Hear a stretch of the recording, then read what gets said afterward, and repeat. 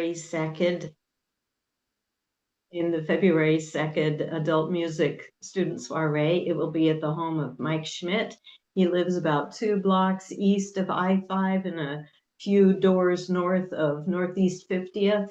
And he has a very large 9-foot Kanabi concert grand piano and a living room and dining room that flow into one. It's much bigger than my house, is what I'm saying. And so far we have cellist and a vocalist and pianist signed up. So contact me if you want your students to play in that. The next one will be in May in Kirkland. Thank you, Karen. Yeah, those are great. I've had students participate in the past and nothing but good things to say about it. So thank you so much for keeping on putting those on for us. You're welcome. All right. Anybody else have an announcement? Ryan. Yes, as if there weren't enough things on the 2nd, there is also an online recital at 2 p.m. So if neither of the other things are quite your speed or style or fit your schedule or that of your students, by all means, send them over my way and we'll have a nice time on the internet. 2 p.m. there will be a sound check the day before at about 5 p.m. and the meeting itself, or the recital itself, opens an hour early for the same. That's all. Thanks, Ryan. Yeah, we have so many amazing programs, and unfortunately, 3 of them are landing on the same day this next month. So, but we are lucky, and just because of the awesome people like you who are willing to do the work and put that stuff on. So, thank you. Anybody else? Karen again. Oh, sorry. Yeah, go ahead. And think about Bach in the subways. We're doing a marathon the weekend of his birthday, March 22nd and March 23rd at Crossroads Mall on the Market Stage. And they still have openings for musicians and vocalists. So contact me if you want to schedule yourself.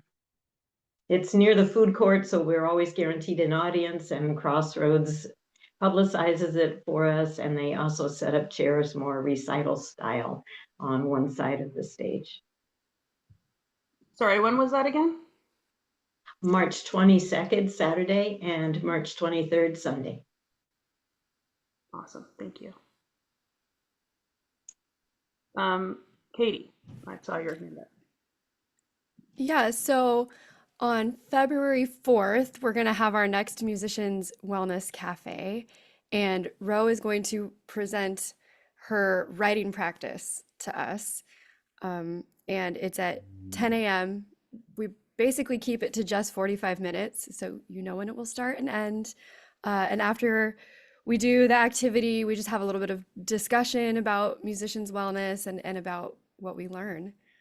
So I hope to see some of you there. And I'm going to put the information actually in the chat now. And then the other thing is I really would prefer it if people RSVP'd at least 2 days in advance. So the link is the Zoom link, but it's going to ask you to register first. And that just makes it easier for me to track who's coming and make sure that there's actually a crowd. So, all right. Thank you. Awesome. Jessica. Good morning, everyone. So I'm here to talk about the fun and exciting social events that we have coming up. So today, later on at 7:30 p.m., we're going to McCall Hall to see Janae Bridges present Les Truens in concert. So if you don't know who Janae Bridges is, she's actually a local from Tacoma, opera singer that recently won a Grammy. She is like this international sensation. So her coming back to Seattle the last time was completely sold out. If you're interested in coming today, I'm actually headed to McCall Hall after this meeting to go purchase the ticket. So it's not too late. You can reach out to me personally via email at SMTA social events at gmail.com. You can email me there, or if you have my personal information, you can reach out that way too. Later this month, on Sunday, January 26th, we're going to have a game night at Mott's Boarding House, which I think is in Ballard. I know it's in North Seattle. There's multiple locations, but it's the Seattle location. And that will be from 3 o'clock to 6 p.m. And then on February 1st, we're going to see Pacific Northwest Ballet's Sleeping Beauty. Now, this is a world premiere. So this is the first time it's ever been done. It's opening night, so I'm super excited about that. And flyers will be going out for that event really soon. We also have Mozart and Mutz on February 14th. This seems like the perfect Valentine's Day concert to attend. If you have more questions about that, our very own Leanne could tell us more about that, and flyers will be distributed for that as well. If you have any questions, let me know. Wow. As always, so many things to look forward to. I'll definitely be at the board game night. I'm excited. Yay! Awesome. I wish I could go tonight. I just can't. Oh, there's just so much good stuff going on. All good. Yeah. Thank you again to Jessica and Sophia, our awesome membership people and social committee. So, anybody else have an announcement? Leanne. Yeah, it's also not too late to help volunteer for Simon Vizay piano. So we have right now just like the optimal amount of people to survive the weekend, but obviously it would be really nice if we could have a couple other people on deck, even if it's just a backup for if someone gets sick or has an emergency, because like I said, we're really at our minimum amount of people to make this work. So if you have even just a half day, or you're like, hey, Sunday is pretty chill for me, anything is helpful, to go ahead and come swing by and just kind of offer a hand. So if you're interested, then please just go ahead and fill out that volunteer form, or if you can't find the volunteer form, just email me and I will help you out with getting on the list of volunteers. So thanks for that. Great. Yeah, since Tom Stewart is out of town during the event, Leanne has been working so hard to get this event happening, and yeah, any other volunteers would be great. So thank you to all who have already signed up to do that. Okay. Anybody else? I'll just announce, or anybody who's going to Minneapolis to the MTNA convention conference, there's another person who lives in Olympia. Her name is Pat Kilmer, and she's looking for a roommate. Who? Who's going to Minneapolis that's here at this meeting?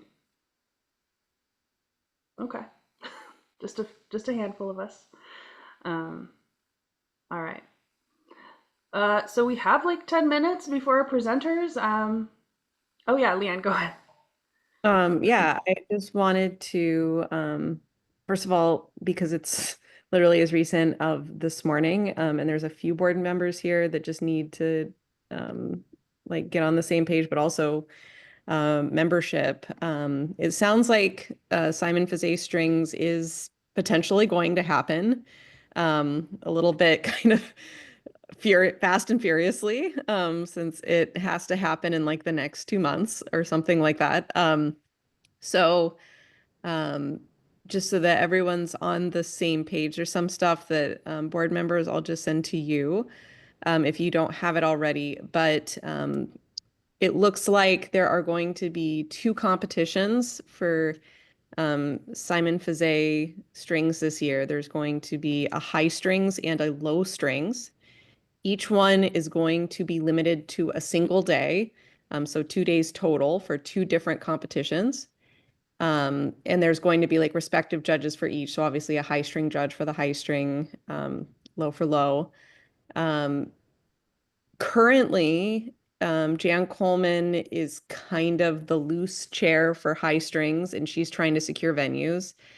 And then I believe Hayoon, who is not an SMTA member yet, but is planning on becoming one, is a really wonderful cellist. And their students have pretty much been the majority of students competing in the low strings portion, and they're willing to chair it just to keep it from folding. But because they have pretty much all their students are in the competition, they feel kind of like odd being the chair of it, and also have lots of small children at home, etc. So um, both Jan and Hayun are wanting to inquire if anyone else would be willing to jump in and do a fast and furious string competition chairship.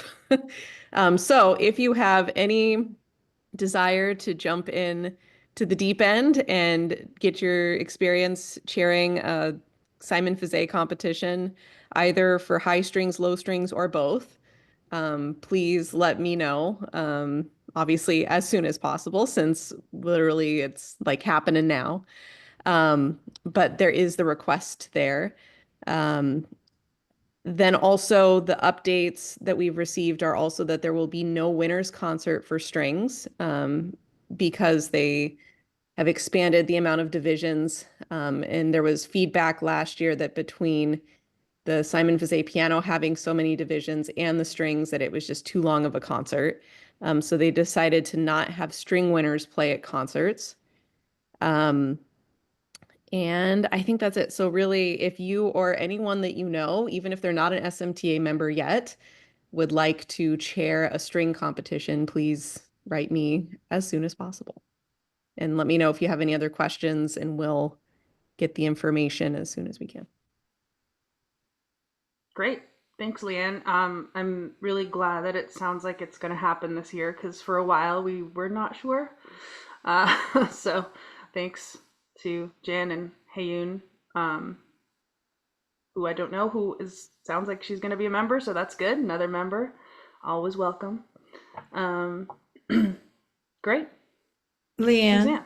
can you just reiterate, like, I found the website, I have another computer here, for the Simon Fizet, it's February 8th through 9th, and I know you sent out something with a long list of what you needed before, but I'm having a hard time finding it.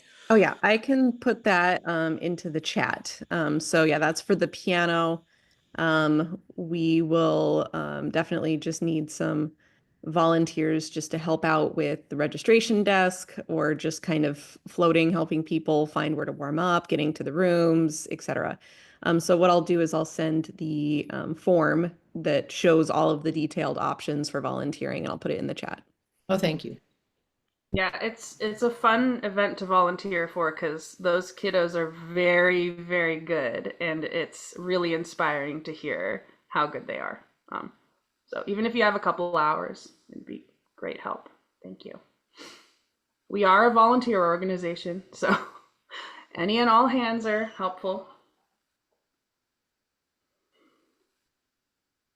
Okie dokie. Yeah. So I think I see that we have Emily Kuntz here. Kuntz. And I think we're probably still waiting for Devin, who are going to be our presenters today. I'm very excited to hear what they have to say. So we will just wait a few more minutes and, let people trickle in and whatnot. So if anybody has anything else to say. I have a quick question. How many of us are playing in solo, accompanying a solo ensemble this year? Because I've been getting inquiries from violin studios, and I would like to know where to refer them to, because I'm not working a solo ensemble this year. Anybody interested in accompanying students as solo ensemble? I'm playing in the Linwood and Roosevelt ones. Okay, terrific. Because I've been having a teacher asking me about the Roosevelt one. Okay, so I will let her know that you are going to be playing at the Roosevelt. If you can handle more. I I'll- don't have, Yeah. oh, sorry, I don't have anyone, but I would be interested in last minute inquiries, but only for Mukilteo or Linwood, maybe Edmonds. So Okay, that's let me my write that down. Okay, so you want stipulation there. prefer the north end. Yeah, yeah. And Jason, you are okay, Roosevelt and Linwood. Yes. All right, terrific. These are accompanists needed for what, Jason? Solo and ensemble. Oh, okay. Yeah. All right. Yeah, yeah. Although no guarantees, because it depends on the rep, because I'm pretty at capacity right now. So, Yeah, but and completely understand. And also have to you reach out and kind of yeah, have to figure that's out a good whether the thing. repertoire, how much time it takes for you to work up the repertoire. So yeah, Yeah. I mean, I last couple of weeks I've been having violin students kind of panicking, trying to find accompanists, and I thought that they really should have started looking in December, not or earlier, not January for a solo ensemble that happens in early February. Yeah, You the know, competition's in February 1st. yeah, it doesn't give the accompanist a lot of time to prepare, so that's kind of a problem. So yeah, so you definitely want to, ideally, if it's short notice, just take the students that you already know the repertoire for, so it doesn't take you too much time to learn on the last minute. But anyway, it's good to have a few extra names to, and don't feel obligated. If you can work them in, terrific. But I think they're somewhat used to, you know, talking around to different accompanists. Yeah, so, okay, thank you. And Jason, you might want to connect with Julie Sawenti through the South King County chapter, because she's also compiling a list Yeah, of accompanists as well. So yes, maybe connect. I know Julie has a list. Oh, And good. Okay. the funny thing is that we were kind of exchanging ideas back when in November for the MTNA competition on, when somebody was asking about accompanists. And actually part of my plan next year is to work at the WSMTA level, is to work on an accompanist list within the WSMTA membership, so that there's a little bit more kind of a help, some kind of directory or something like that, in terms of helping teachers finding accompanists. Yeah. Yeah, that would be great. I think that's awesome. Thank you.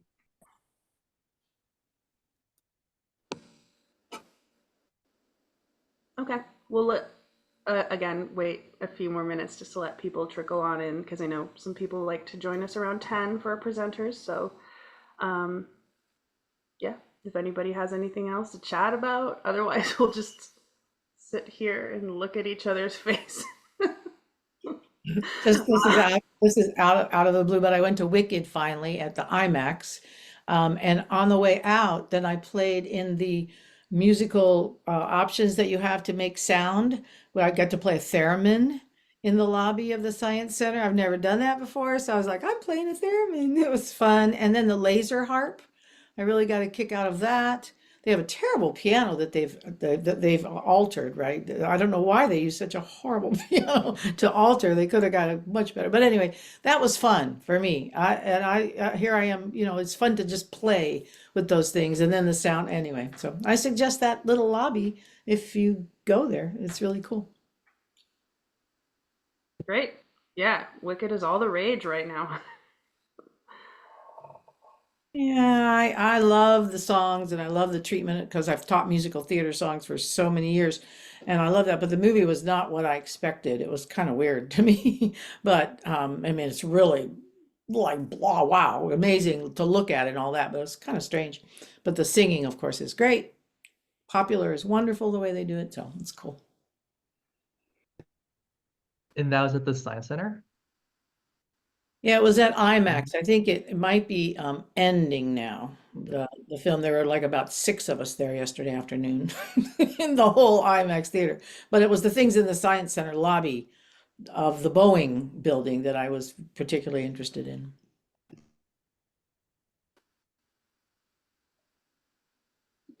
Anybody Okay, I thinking of? just Go ahead, Anne.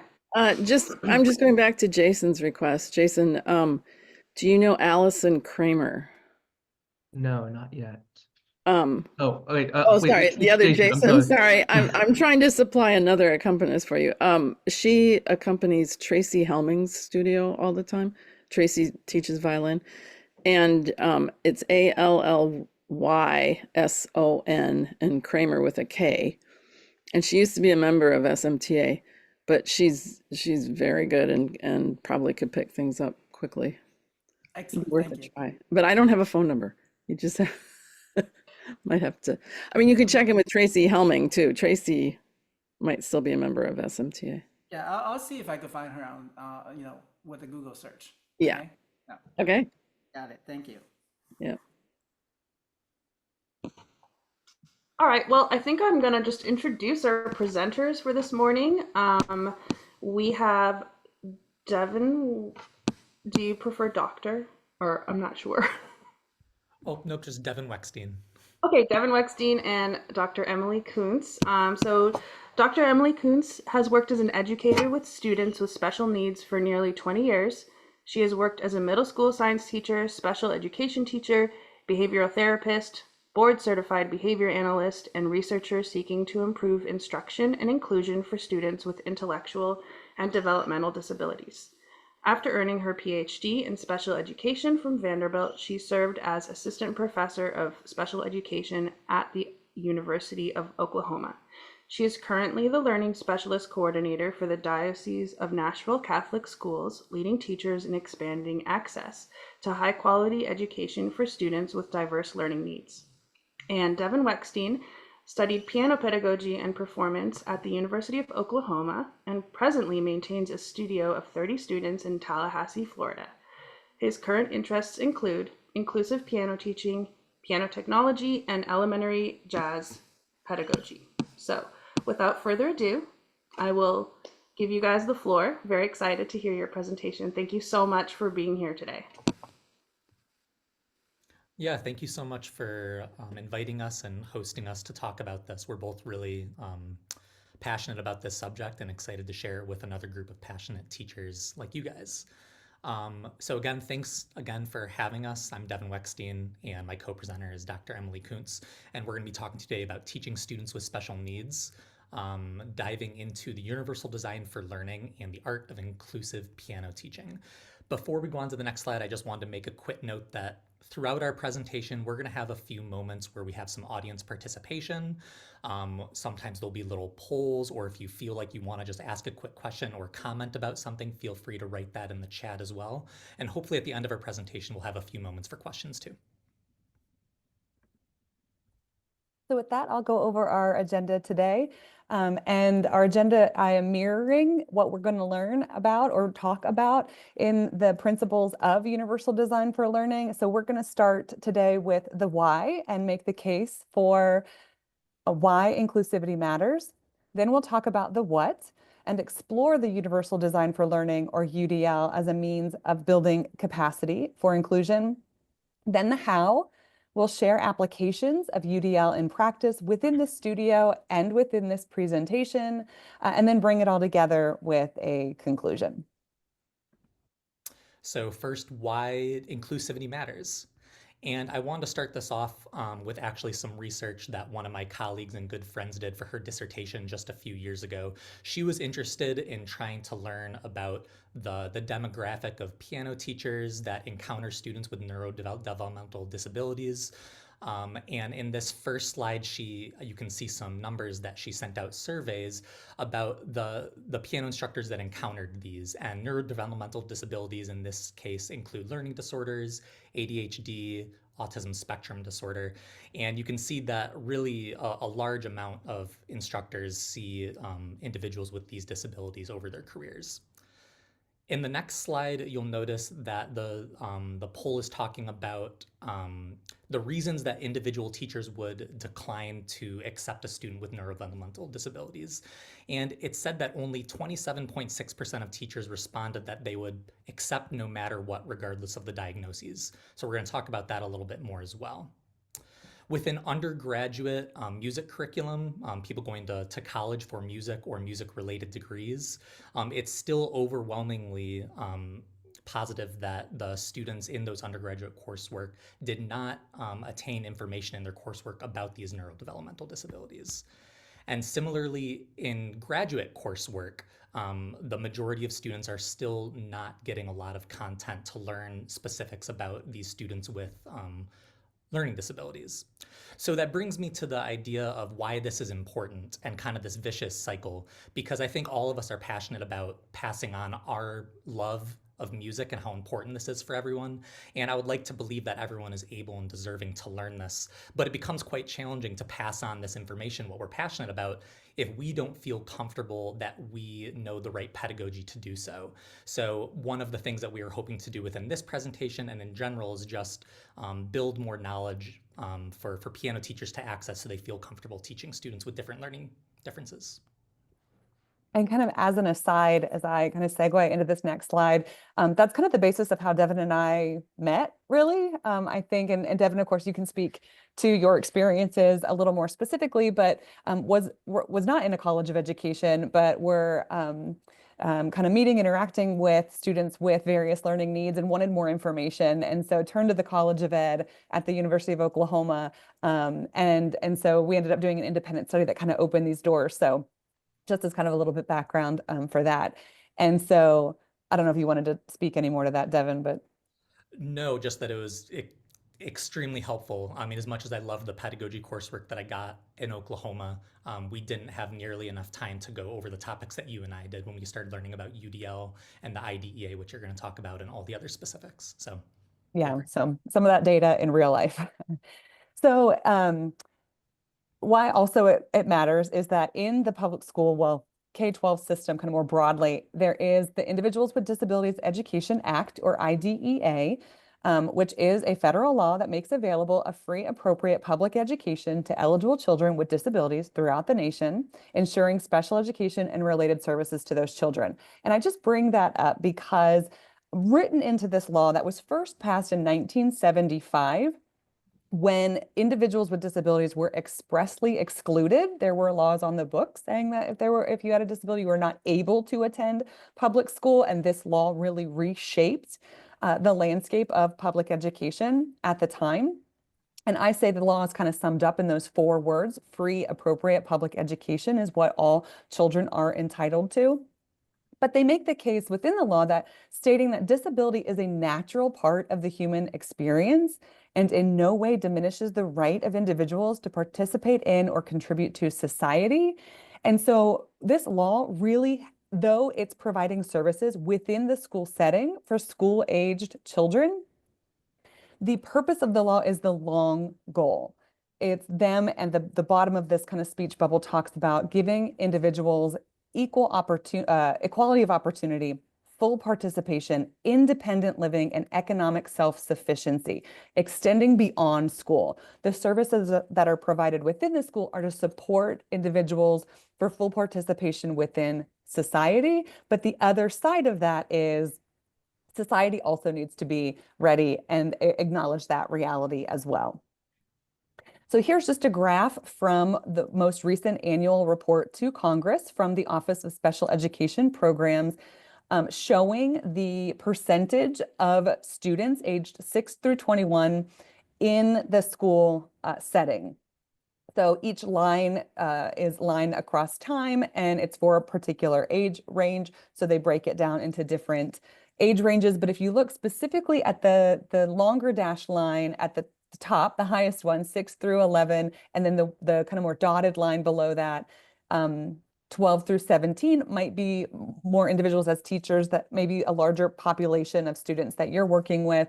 It's over 10% of the general population are not just diagnosed or even identified with a disability, but as it pertains to this law, identified, diagnosed, and then found eligible for services. So that's even an underestimation of individuals with learning needs.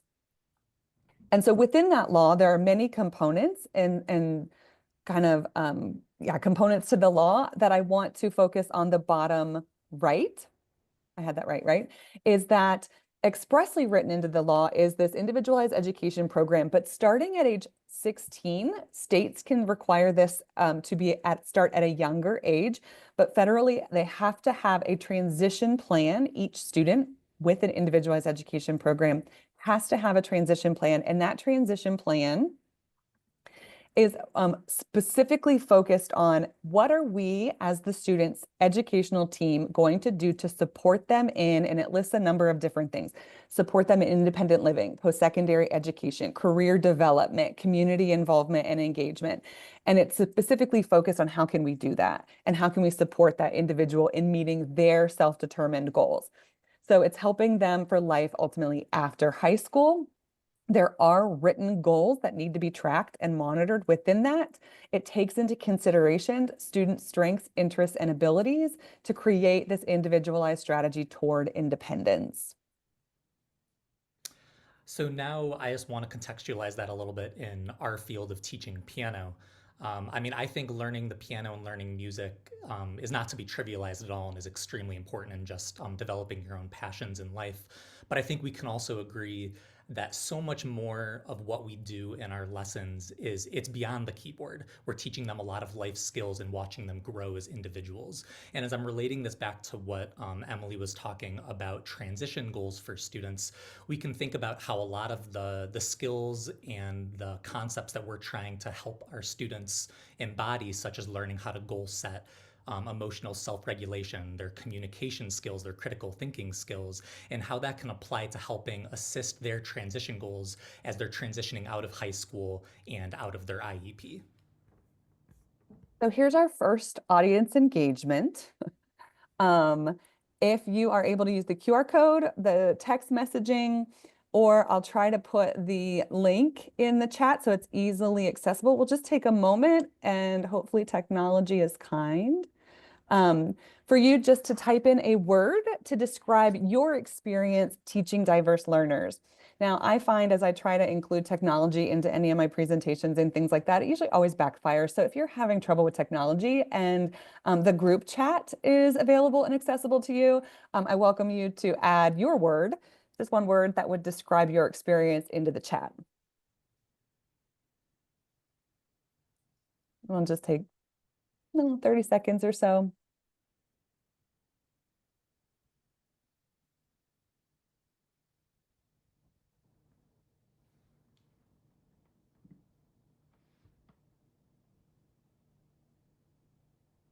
I love that annotating, just use the tools. Yeah, that's great.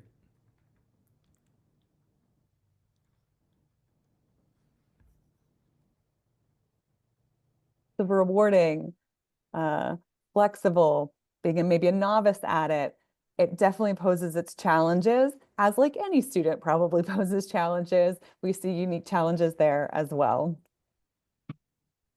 Often fascinating. Nice. Awesome. Okay. So with that, and I need to figure out how to remove annotations. Oh. There's like it's a button I click, isn't it? I believe so. Oh, there you go. Perfect. Thank you. So now let's go into a little bit more, not just why is it important to include inclusivity, but what is the universal design for learning that we're really getting into in this presentation. So the first thing I want to discuss is jagged learning profiles. This really just alludes to this asynchronous development of skills that are not often evenly distributed. So I'm sure as teachers or just as humans in doing a bit of self-reflection, we'll realize that we have jagged learning profiles, whether that's our spatial relational skills, our language skills, our rhythmic skills. There's millions that we could go down on, and we all have our strengths and weaknesses. And similarly, as piano pedagogues, we're used to assessing our students and where they're at, whether that's a trial lesson or on any given random lesson they come in. So we can learn how to not only feed what our students have strengths in, but to develop the areas that they need to develop more as well. And so that brings us to this idea of universal design. And this concept or this terminology originated in the 1960s and 70s with the term being coined in the 1980s, but it primarily pertained to architecture and the physical design of kind of the built environment, focusing on supporting inclusion and independence of individuals with disabilities to reach, enter, use, and understand the environment around them. But however, we're able to see that those design elements not just benefit that individuals with disabilities, but really provide benefits to all. So here are just some examples, like the kind of bumpy surface when entering a crosswalk, to have that physical kind of feedback that the landscape you're walking across has changed. Also, maybe at the metro, you see that as well. Also with flashing lights indicating a train is arriving. A classic example are movable or electronic seats in a vehicle to make it more accessible for the reach of the pedals or reaching the steering wheel or being able to see over it. Another classic example, adding ramps in addition to stairs. So we're benefiting people that have strollers, as well as individuals using wheelchairs for mobility, or have carts or are hauling things like that. And then it also goes beyond that into signage. Some color coding can be used as well, but having signage that is clear, that is visible, that is difficult to kind of confuse. And in this example, it has images as well as the written word to help individuals navigate the environment that they're in. And so as it pertains to Universal Design for Learning, or UDL, it's really CAST, and they go by CAST now. They were formerly the Center for Applied Special Technology, but I want to highlight some points in their mission, as they are really the leaders of Universal Design for Learning. And they emphasize their mission to design equitable, inclusive learning experiences with the vision to elevate strengths and eliminate barriers. So if you were to dive into Universal Design for Learning, which I encourage you to do, and diving into this idea of jagged profiles like Devin mentioned, a lot of times we arrange our learning environments in a way that kind of caters to the average, kind of what's expected. Sometimes it's called age appropriate or whatnot. And by doing that inadvertently, sometimes can create barriers. And so the idea is, how do we approach our instruction in a way where we're identifying potential barriers that's keeping our learners from accessing and engaging with what we're trying to teach, and giving them tools to actually be able to access that? And it has roots in other areas as well. Yeah, and before I talk about this slide, just to reiterate exactly what Emily was just saying, when we're talking about universal design for learning throughout this whole presentation, it is extremely helpful when we're trying to think about how to teach people, some are students who have learning disabilities or different disabilities, but it's actually telling us that we can have much more robust education for all of our students, regardless of their learning differences. But I'll now talk a little bit about the history more of CAST, because they applied the concept of universal design to a framework of curriculum in reform and education. And it's based off of the developmental psychologist Lev Vygotsky, some of his research that he did in the 60s and 90s.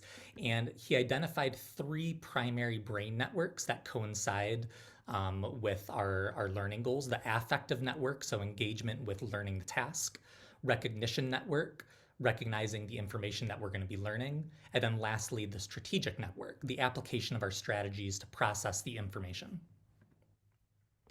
That brings us to our first principle. And so these different networks within the brain that are aligned to learning are where CAST builds the principles for universal design for learning. And the first one we'll talk about is the principle of engagement, which taps into the affective networks of the brain, those emotional components of the brain, and they call it the why of learning. So that harkens back to our agenda of starting with why inclusivity matters. So now we're talking about the what of UDL. And in this case, the what we're talking about is the why of learning and engagement. So here is a QR code that will take you to this link where all this information is. It's the udlguidelines.cast.org. And I encourage you to check it out, because this is the main graphic that they present there. And on their website, nearly every word in this website, on this image, is a clickable link that will provide descriptive information about each element, as well as examples and applications. So we're just going to be talking about this kind of fairly broadly, but I encourage you to dive a little bit more deeply into it. And all that to say, we do have 3 caveats as we talk about universal design for learning. One is that this is not an exhaustive training on UDL. It's really just opening the door to these ideas, these concepts, these tools, and we welcome you to further explore the information. Second caveat is that though we'll talk about these 3 different principles separately, these guidelines are not clear cut. Rather, they overlap and truly are enmeshed and cohesive. So for organization's sake, we talk about this principle, that principle, and it really doesn't matter where a certain idea or strategy falls. It's just, these are considerations to take, because likely if it's about learning, it's about all 3. We need all 3 pieces. And then the third caveat is what I have to tell my undergraduate students when I would teach UDL. Not every guideline and consideration needs to be made for every student in every lesson. Like I said, everything is clickable on this image when you go to their website. It can be very overwhelming. These are just, as they say, guides and considerations for reflection on your teaching and your students' learning. So with that, we'll talk about this first principle, a principle of engagement and the why of learning. And so each principle has 3 different guidelines. This first guideline is welcoming interests and identities. And I call this the getting them in the door. Am I even interested in this? You go window shopping, but like, what is it, that front window that gets you into the store, that really engages you? What are we doing to invite our students in?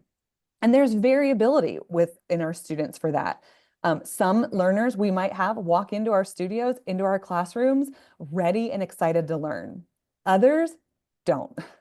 So the question here and the considerations we can make are, if they aren't ready and excited about this, what are things that we can do to support those that don't? And so some things might be optimizing choice and autonomy. It might be optimizing relevance and value.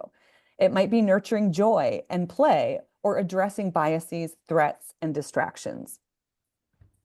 So whenever I think of this UDL principle, I always think about trial lessons when you have a transfer student or maybe a student that's never taken piano before, because that's truly trying to get them in the door, getting them engaged the first time you meet them. And I love on the previous, the nurturing joy and play. I think that's especially fruitful in this situation.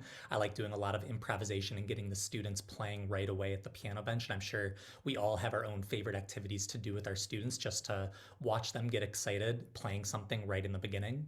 But there's a lot of ways that we can do this to try to engage with our new students. And I think one of the most simple ways, and not to trivialize it, but just welcoming the different choices that they have.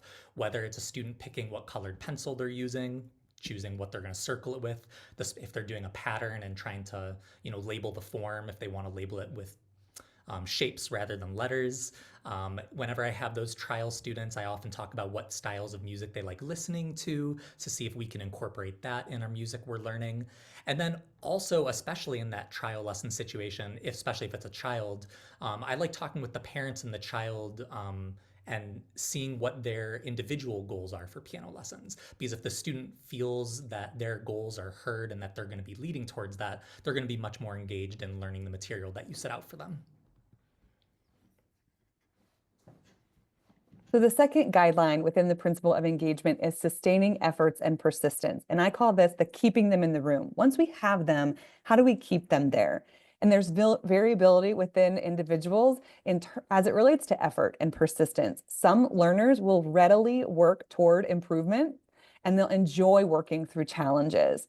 Others won't. They'll get frustrated if you play board games with some of these people and they lose, Monopoly, I'm done. And the whole board goes flying. Just don't have that kind of sustained effort to get through or overcome challenges. And so for those that don't have that, what can we do to support them is the ultimate question here. And so some of the considerations are maybe clarifying the meaning and purpose of goals. Maybe it's optimizing challenge and support. Maybe it's fostering collaboration, interdependence, collective learning. Maybe it's fostering belonging and community. Or maybe it's offering action-oriented feedback, giving feedback on how to do that might be some ways to support those learners. So we just previously talked a little bit about having a clear understanding and meaning of the purpose of the goals, and I really do think that's extremely important to get our students engaged. But one of the challenges I've noticed in really any level of piano student is optimizing the challenge and support.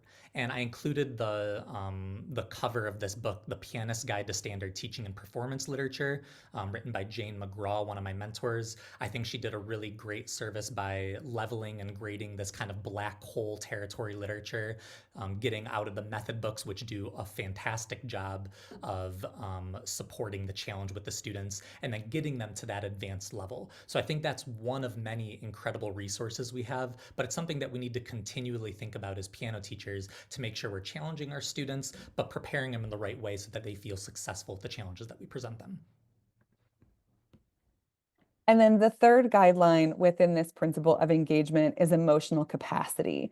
And so I kind of think of this as the making them comfortable in the room. And this is just not that you're in the room, but you have a seat at the table, or kind of like I've described it as like, I'm somebody who runs, but I would not consider myself a runner. I don't really feel a part of that community. So this is about how do we bring them in that they are an artist, or they are a performer, or they are whatever it is. And some considerations to support learners, or I should say the variability within learners, though it relates more to larger group instruction, we have students that are maybe more comfortable experiencing and regulating their frustrations or excitement, whereas we might have students that might not really understand how they feel or how to manage that within this learning environment. So how can we help students recognize how their emotions impact their learning or within a particular lesson? And so some of those considerations are to recognize the expectations, beliefs, and motivations that our learners have, help them develop awareness of self or others, promote individual and collective reflection, and cultivate empathy and restorative practices as necessary.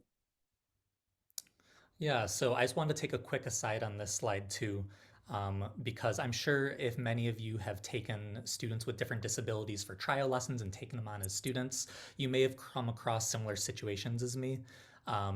It has not been terribly uncommon for a student or a parent to give me the caveat before we even start anything that it's okay if I don't feel comfortable teaching their children or whatever because of the different needs that they have.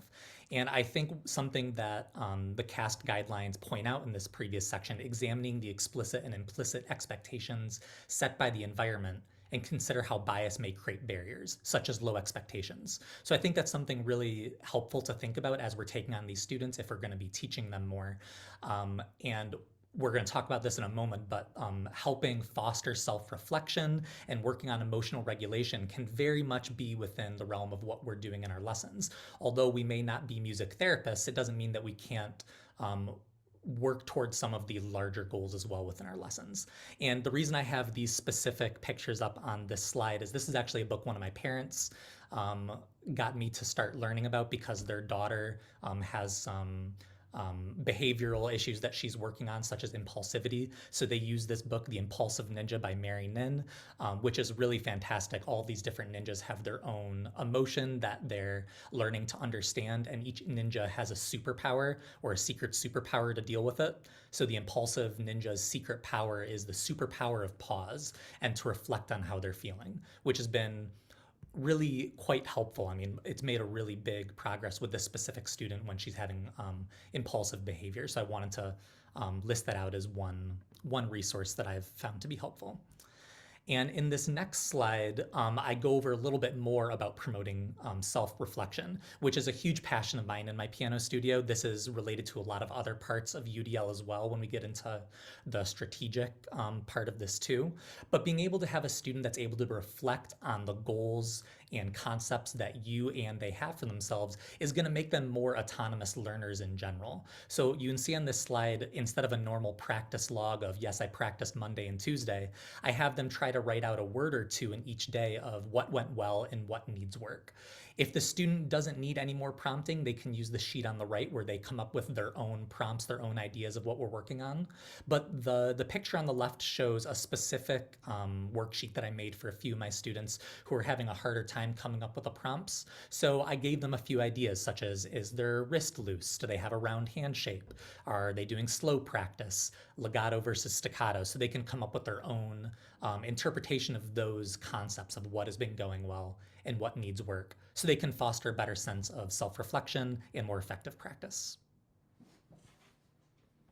That leads us to our second audience participation, and you're welcome to just type in the chat if you'd like to share. I'll drop this link in the chat as well. You should be able to just kind of like dot on the screen, but wanting to capture the variability maybe among us in these different facets of engagement. So kind of on this graph, mark kind of where you feel you fall when it comes to working in groups. Kind of toward the top of this slide, is it you kind of like to work alone more, or to the bottom of the slide, you like group work more, like others and engaging with them. To the left of the slide is you like more routine. You like to know what to expect. You like the flow that's predictable. Or on the right, maybe more so, you like the spontaneity. You want to show up and be like, what are we doing today? What are we talking about today? And maybe relating to this presentation that you were like, because I with teachers all the time, like, the slides, can I have the slides? Like, I'd like this. They want to see, what is there to come, versus others that are like, I'm just here, like, let's go, let's learn. So just take a moment to click in there, and we can kind of see the alone. I love that. Where we all kind of fall. It's interesting to see all of us piano teachers leaning towards working alone. But definitely some mix in there. Yeah, well, especially on the routine and spontaneity, kind of like can maybe manage either, but have, maybe a slight preference there. That's awesome. Thank you all for that. So that leads us to our second principle of UDL, which is the principle of representation, the recognition networks within the brain that CAST calls the what of learning. And so in here we have the guidelines again, this middle purple column of representation. And so we'll be going through those different guidelines, same website, same information. But the first guideline within representation is perception. And it really comes down to just like sensory input. Are they seeing what it is that they need to be seeing? Are they hearing what we're expecting them to hear? Are they feeling what it is we're trying to get them to feel? Or are they otherwise experience what we're presenting? There was one class many years ago, it was an 8.5 by 11 paper that was taped to the board that the teacher had written on, and the kid was not doing something. And the teacher was like, it's written there on the board, can't you see it? And the student obviously didn't feel safe and didn't say anything, but I was sitting there like, no, the student can't see it. Like they just wrote on a piece of paper. So it literally is, are they actually perceiving what it is that we are presenting to them? And it might be a simple volume adjustment or a font adjustment or something like that. So it's some considerations, supporting the opportunities to customize the display of information. Maybe it's contrast too.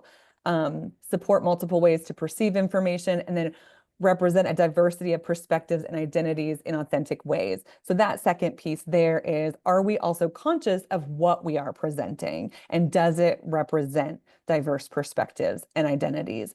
The variability we might see in some learners, they might readily process the information in the environment around them, but others, and particularly maybe young learners, are still developing that we might not really screened yet, may have difficulty perceiving the information in the environment. So what are ways or different modalities or different content that we can present that might be more accessible to them?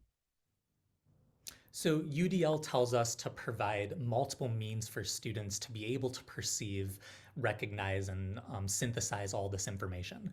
We can think about learning modalities. On the screen, you see the visual, tactile, auditory, kinesthetic. But as piano teachers, we use so much more than just that. We use rhythmics with feeling the rhythm in our body. We can use different ways of counting the notation, whether that's metric, numeric. We can sing along a melody with neutral syllables or use solfege. There's all these different ways that we can teach similar concepts. And UDL tells us that if we approach it from multiple ways, more students will be able to relate maybe what they have more strength in and transfer that same information to the other perceptions of that same information. Yes, and then the next slide I wanted to talk about was that concept of representing diversity of perspectives and identities in authentic ways. There's been a lot of talk in the piano pedagogy world over the last number of years about DEI composers, which I think is really an important conversation to have and not nearly enough time today to get in depth about that. But I do find it's important to talk about that we're not only representing the concepts, but we're representing the cultures and the musics and where they actually come from. And students relate to that in different ways based on their upbringing. I grew up in a Jewish household, so going to synagogue every week. I grew up listening to those Dorian and minor sounds that are in the more celebratory songs that we sing in the synagogue.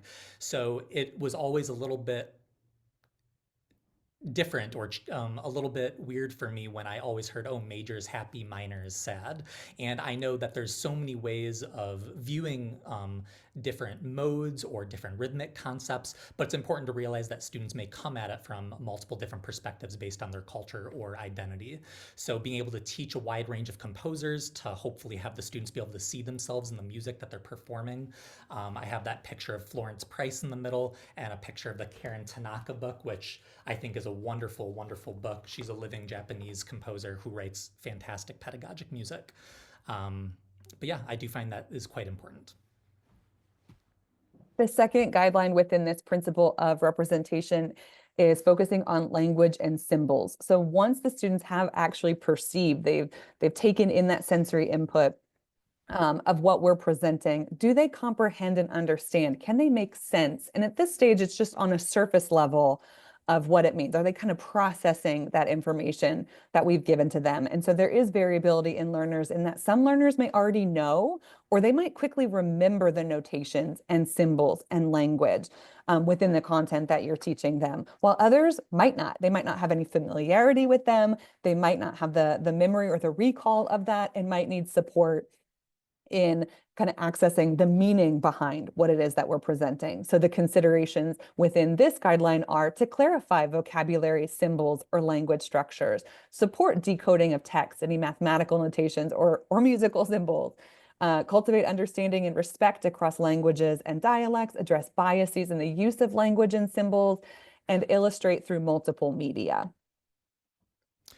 Learning to read written music notation is really akin to learning a new language. There's so many complexities in it. We're learning some select Italian words with the dynamics and tempo markings. We're learning to recognize patterns on the keyboard, the letter names assigned to them, reading musical notes on the staff, recognizing larger forms and the patterns. The list could go on and on. But while some students will gravitate easily towards reading music, many others have a harder time with that and might learn easier by rote or learning from an oral model. And it's not to say that we should just cater our teaching to what the students' strengths are purely, but rather if we understand where their strengths and weaknesses lie, it helps us better optimize the challenge and support that we talked about in our pedagogy so that we can have them learn concepts using their strengths and build the skills in which they have a harder time on, promotes more of the student engagement, which we got in the previous section. So you can probably see already there's lots of overlap. Let's see. So as you can see on the top left, I have this decorating the keyboard, just another way to represent the actual pattern of finding the notes. Each note is also color coordinated, which can be helpful for the students. Using eurythmics or moving your body to the rhythm, or like I spoke about earlier, also using hand symbols with your solfege to better understand the scale that we use in Western notation. There's one, oh yes, and then this is kind of a fun aside. It was a popular trend on TikTok, I think, for a little bit, called maybe the do, re, mi challenge, where individuals use this filter to sing do, re, mi all the way up through the scale. And depending on how accurate they were able to hit that note, the little floating orange ball would float up or down and through the little hole. Just demonstrating another example about how representing a concept that's usually oral or written notated can be represented a different way for a massive audience who probably have very little musical training, are very easily able to interact with. Yeah, and being able to tap into that for our students. Yeah, that was fun to kind of like, oh, a different way to kind of maybe represent something. And then the third guideline within this principle of representation is building knowledge. So it's comprehension a bit on a deeper level. And so this is the kind of like, what do we do with it? Or how do we make meaning from all of this? And so in some students, they'll make the connections, they'll see the patterns, or they'll understand the lesson and use the information in new ways. They'll be able to generalize beyond what it is that we've taught them. But others might not. They might struggle to make those connections or see those patterns. So if they are, how can we support them in making those connections and seeing those patterns? And there's these different considerations. So one is connecting prior knowledge to new learning, making those connections for them and making them real. Maybe highlight and explore patterns, critical features, big ideas, relationships. Cultivate multiple ways of knowing and making meaning, and maximizing transfer and generalization, planning for it intentionally to help them with those elements. So I won't spend much time talking about this because all of us have used this book, I'm sure, for hours and hours, the Faber level 1 lesson book. But I wanted to show it in his example of how these method books really do a fantastic job of connecting prior knowledge to new learning and maximizing the transfer of information. So on this page, you see they're just introducing the concept of tonic and dominant, and they very quickly on the first page are only using those two tones with each hand, playing the dominant down to the tonic. But quickly on the second page, while they're still reinforcing that in one hand, they're then adding a concept that students are already familiar with, like the 5-finger scale, while still being able to recognize that dominant tonic relationship, and over time being able to incorporate larger patterns to be able to synthesize into that concept. Let's see. So this next example is from a book that I really enjoy, Piano Safari, the level 1 lesson book or repertoire book in Piano Safari. And the specific example is actually a piece that you teach by rote, and they learn these two separate parts, the roaring lion and the crouching lion, on that left page, which students at a very early level can learn quite well. But then what's cool, what happens on this second page is then you'll see the pattern of the lions. There's the roaring, roaring, crouching, roaring on that first one, and then it changes on the second line. That allows students to see kind of larger overarching patterns going back and forth between those two rote patterns that they just learned, and being able to make their own piece following what's written there, or coming up with their own new larger pattern with those two rote patterns that they used. And then I wanted to show this a little bit more advanced piece. It's just the Chopin C minor prelude. And I did a short little harmonic analysis of this, which, as you can see, you can do pattern recognition from an early age, as well as at this advanced level. If you're doing harmonic analysis, you may start noticing that the very first measure actually uses the exact same harmonic sequence as the second measure. It just modulates to a new key. And noticing those patterns, as well as even larger overarching patterns, is, I think, at least for me, was a really critical turning point in my musical development, and I think can be really fun to develop from a young age in students, to watch that transfer and generalization of knowledge to grow from early on. And then lastly, I have this this wonderful book that I just learned about recently, Janina Garcia's, I'm trying to remember the translation. I had it written in here. Oh yes, Teasers for Piano, Opus 23. So this is a great book if you have any early intermediate students that you want to be able to be playing polyrhythms. It starts off by teaching polyrhythms 2 versus 3 very slowly, so you're just playing triplets and duples separately, nothing overlapping, but then very sequentially it starts to cross them over, so you're using that cold cup of tea, that polyrhythm pattern hands together. So I just wanted to show that one more resource which can be quite useful when working on this. And then lastly, we can stay right here on this slide for a moment. I wanted to talk about maximizing and transferring information, again, starting from an early age. So something that I really enjoy doing in my beginning music classes is teaching students to be able to phrase music and play it really beautifully rather than just plucking out the keys. And we all know that if you have a slur over it, a lot of the times we want to start soft, get louder, and then get softer and taper away at the end of the phrase. So when students are first learning 5-finger patterns, often I just tell them to start soft and get loud going up, and then get softer going down. By slowly adding notation, even if that's just by rote in the beginning, you can add the slur marking above, you can add those little crescendo, the hairpin marks, and the decrescendo afterward to start having students become more aware of that. and then you can click to the next slide if you would like, because after students become more comfortable with that, they'll be able to start recognizing these larger shapes in their music and how they want to shape the longer lines, being able to recognize 4-bar phrases and what hand they want to do those individual parts. So this piece on the left is Skating in Central Park by Robert D. Vandal. It's a wonderful piece where the left hand has the melody for most of the time, so it's great on working on those.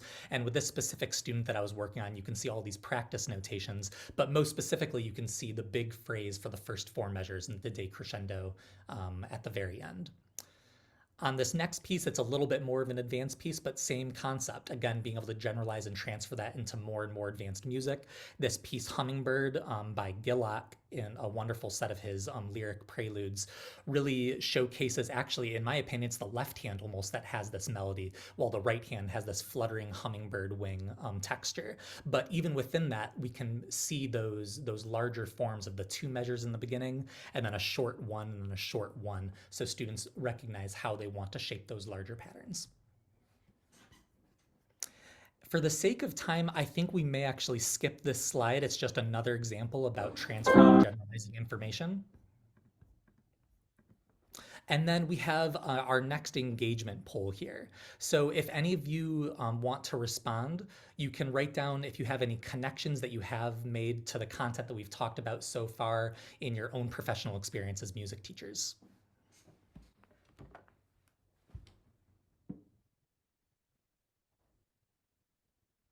I'll just take a moment, and again, just feel free to enter your thoughts into the chat as well if Poll Everywhere, the computer's not being particularly friendly.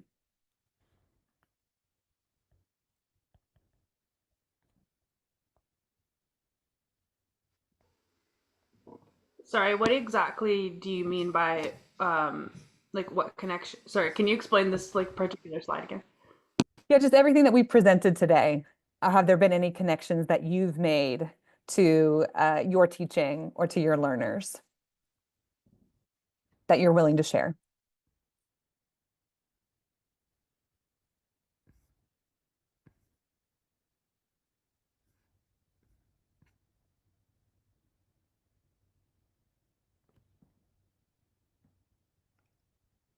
Yeah, so a few teaching by rote, definitely a really helpful method, especially when trying to teach concepts that maybe they haven't gotten to in their notation yet. So being able to introduce that early, that's always a great strategy.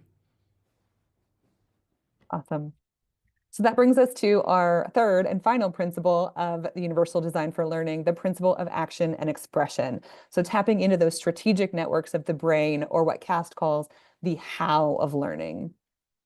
And so again, same website, same QR code, just focusing on that right-hand column in blue of the different guidelines and considerations with how we're asking our students to act or express what it is that they know.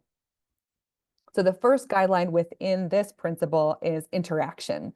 And it's kind of the mirror of the first guideline within the principle of representation, in that it's, can they actually interact in the ways that we are expecting them to? Can they physically do what we are asking them to do? And if not, how can we adapt or arrange the environment to provide those students with ways of demonstrating what they know and what they can do?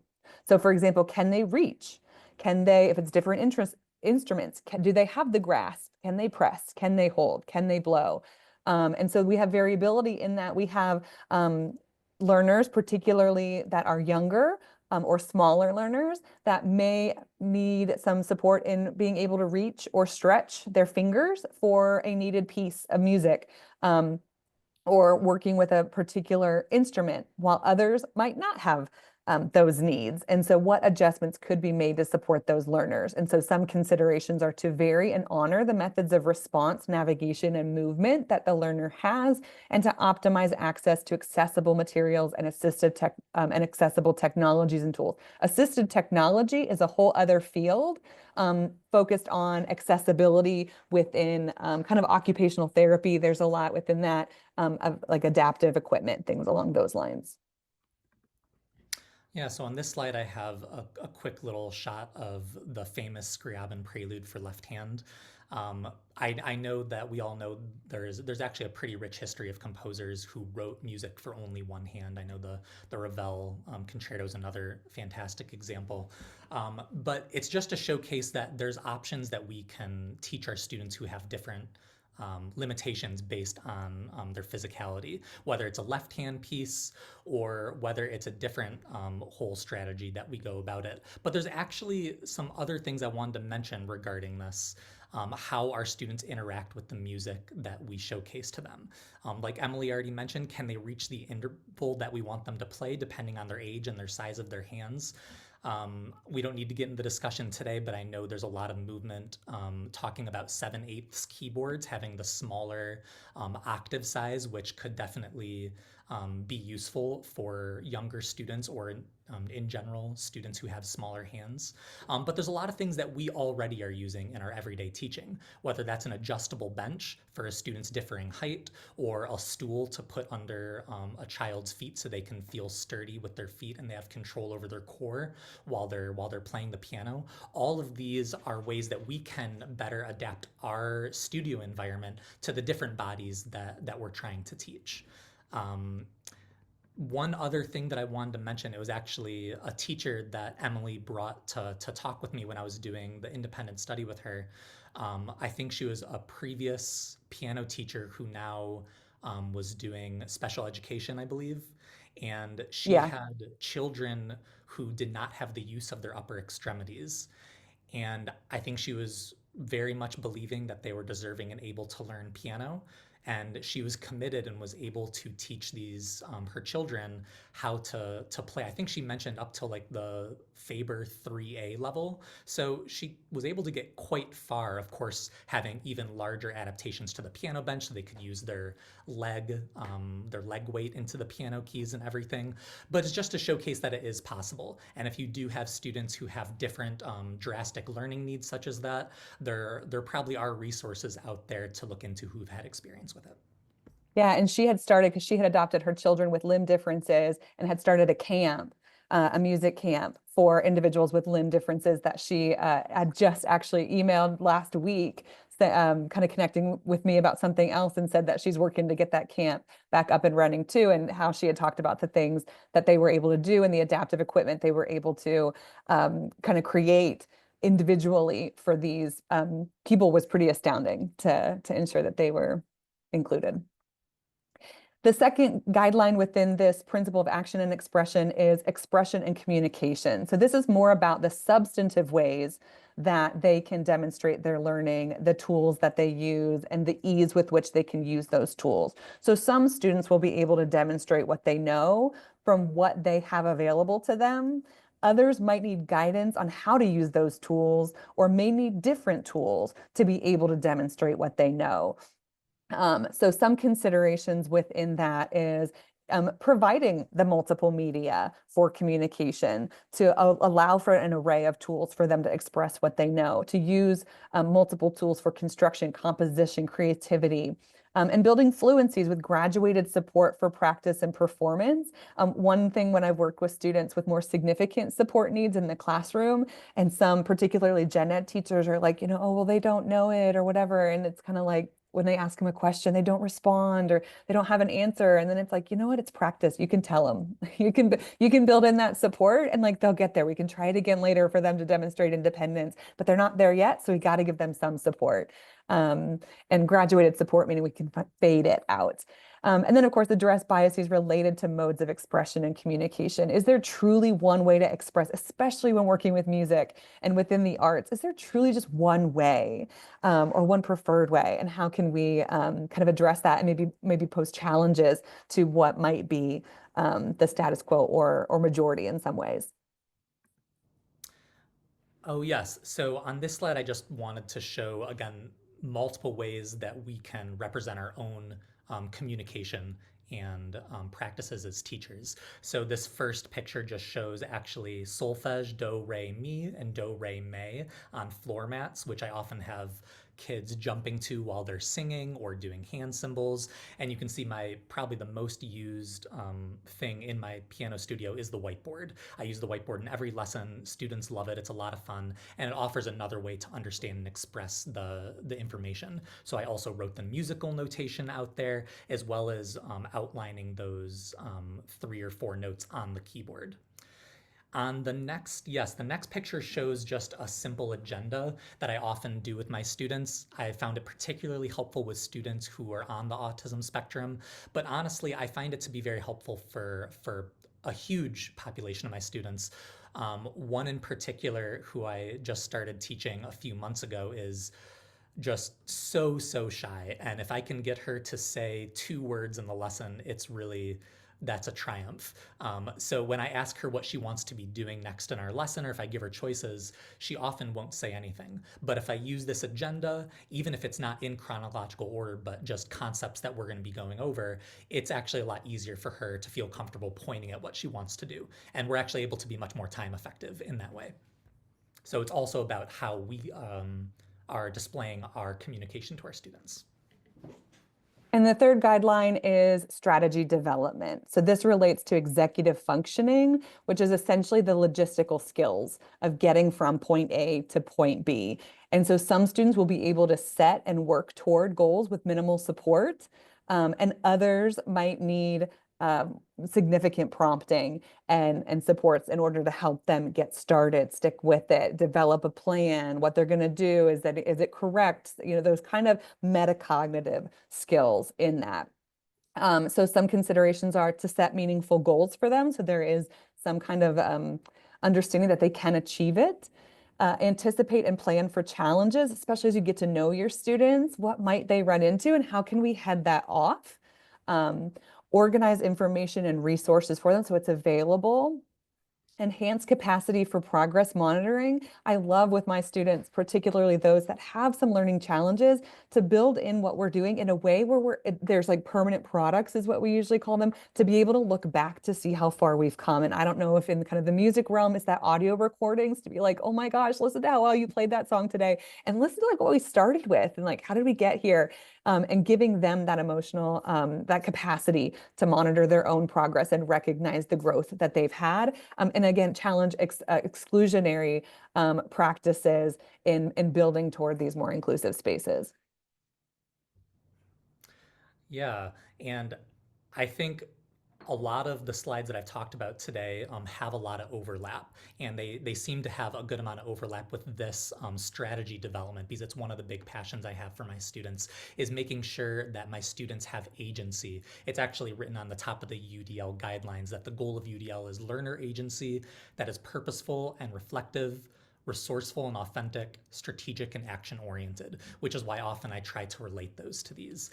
And I love teaching students how to be autonomous in their practice so they can be reflective and understanding of those efficient practice strategies at home, going all the way back to when we talked about those self-reflective practice log sheets. But in this example that I have one advanced example on the left. It's actually a piece I'm working on right now, the Schubert Late C Minor Sonata.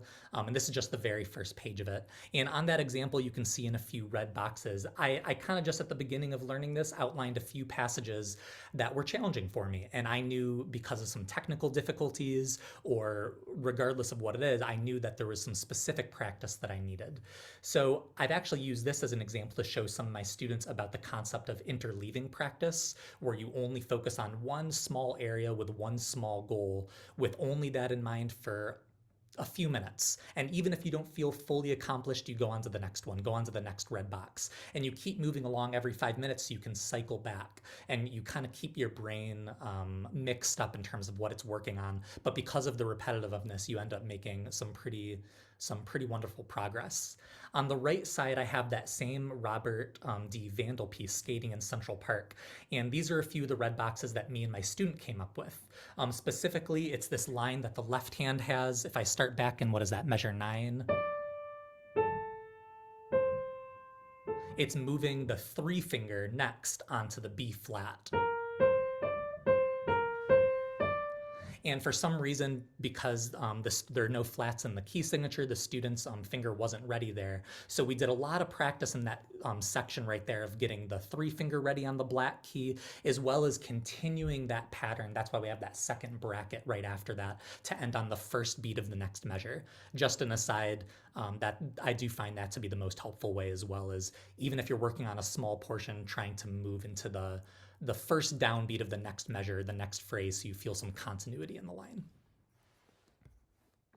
So we had another, which principle could you look to improve as engagement, but maybe just for the sake of time, I'll ask you to reflect maybe silently to yourself on that or add it to the chat. And we'll kind of end with a conclusion of how we've incorporated the principles of universal design for learning within this presentation. So within the green boxes, and again, we tried to illustrate that overlap. They're really not these distinctive pieces. They really do enmesh with one another. So things we did, having an agenda at the beginning to kind of outline where we're starting, where we're going, providing general as well as specific examples of application.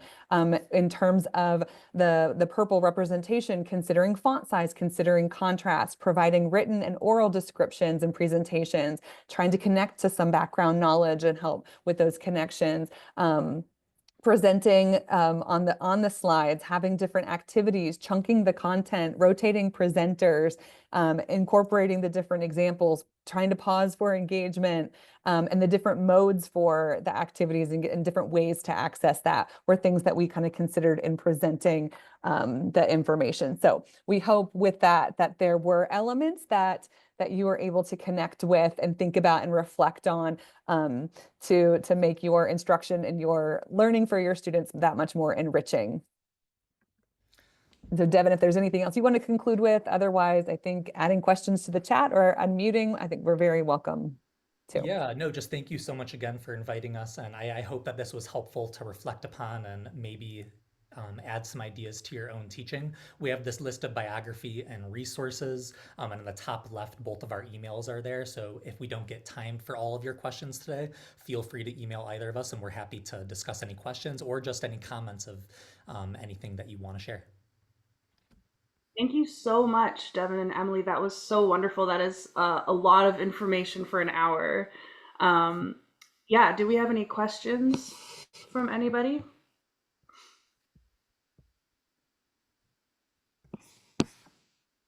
Minimally a big thank you. That was awesome.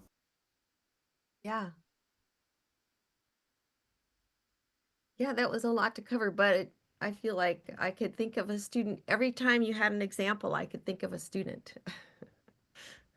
That's cool. Yeah, it's interesting how diverse all of our learners are already, Yeah. and kind of thinking about that, it's easy to see them as one student body sometimes. Yeah, but they are each one is unique. Yep. Absolutely. And I think we teachers are constantly trying to read the body language and remember what they liked before and go in the direction. Nice to hear your story, Devin, about your student where if you get like 2 or 3 words out of her, that's like a triumph. I have a student where if there's even a whiff of like, we're learning something in the air, he just shuts down. And so it's like everything is backwards learning. It's like, oh, we're not going to name anything with formal names. We're just going to make up our own names, and there's nothing even that important about it. And I'm kind of secretly trying to get you to hear or connect combinations of things, but God forbid you notice that.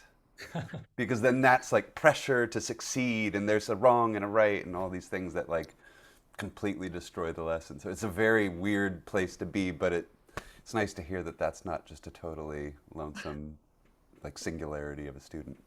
Oh, no, sure. I mean, it sounds like you are building lots of knowledge and generalizations with them, but I think that also points to the emotional regulation. And because I think so, I mean, as a performer, I know I've dealt with this, and I know so many of my colleagues have, of just being very self-critical and having that negative self-talk and having high expectations for your knowledge and your playing. And I think that's something that we can very much see in our students and be mindful of as we're teaching them and coming across what emotional barriers they have too.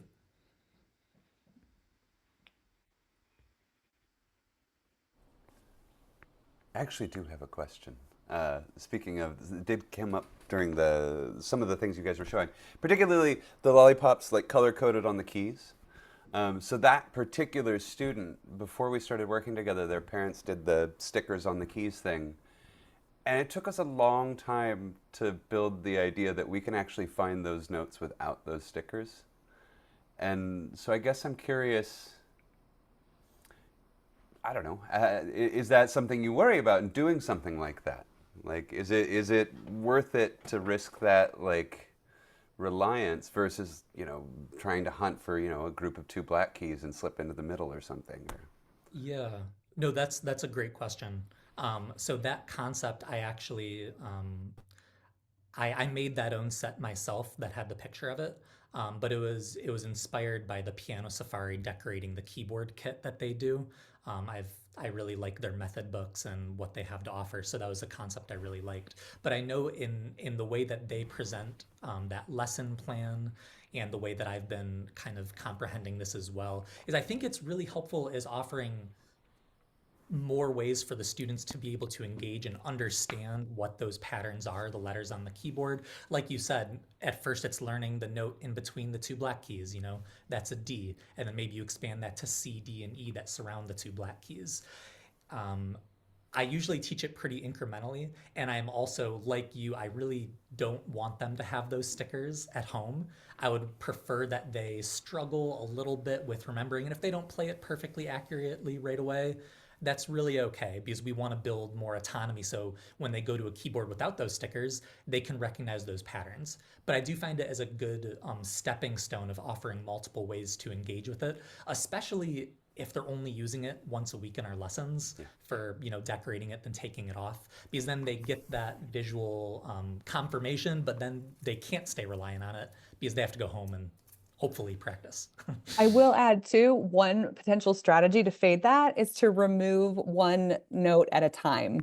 And so this week we don't have the C's. And what do we notice? Make that connection to the pattern of where do those C's fall within that? Oh, it's on that side of the two black keys or whatnot. And then, oh, this week we don't have the whatever it is.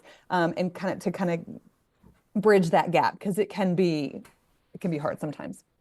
The Yeah. removability seems big. Yeah, I was going to say the same thing. I had a student who came to it himself. He said, okay, at home, I'm going to take just one away. And he was marveling that he could still play. Well, and surely everybody's had that experience with writing and fingering, right? Oh, Okay, yeah. fine. Write in every fingering you need, and then what if, like, the next piece or maybe that next measure we only write in 3 of those things, and then the Yeah. next one we only write in 2, and maybe by that last time that whatever is happening, we don't have to write in anything other but the thumb or the 5 or whatever it might be. Yeah. Yeah. Mhm.